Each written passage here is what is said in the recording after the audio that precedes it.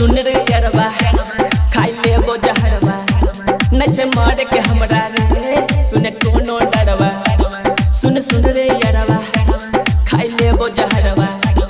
नचे मार के हमरा रे सुन कोनो डरवा चाहिए तो देबे हमरा धोखा सौतीन के देखे सुनत मौका चाहिए तो देबे हमरा धोखा सौतीन के देखे कोनो तो मौका सुन रे यारवा खाई लेबो जहरवा नच मार के हमरा रे सुन कोनो डरवा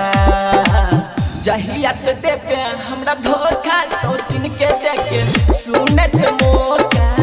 चाहिए तो देबे हमरा धोखा सौतीन के देखे सुनत मौका JK Yada Films.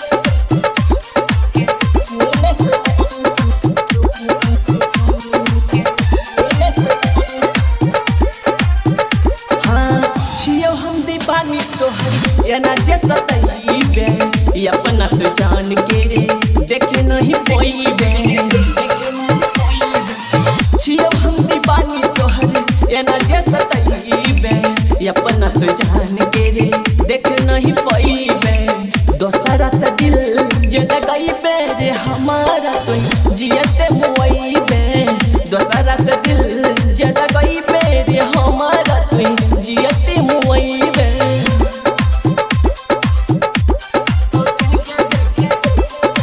JK Yada Films.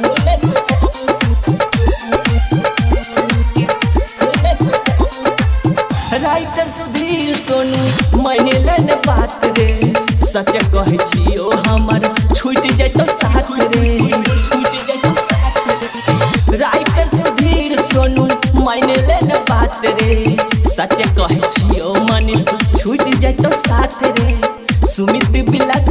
के बताई है बाबू गोरे लाल के समझाई है सुमित बिलास के तो बताई है रे बाबू गोरे लाल के समझाई सुन रे यारवा खाई लेबो जहरवा नच मार के हमरा रे सुन कोनो डरवा जहिया तो देबे हमरा धोखा सौतीन के देखे सुनत मौका जहिया तो देबे हमरा धोखा सौतीन के देखे सुनत मौका शांति रिकॉर्डिंग स्टूडियो राजा जनमानसी JK Yada Films.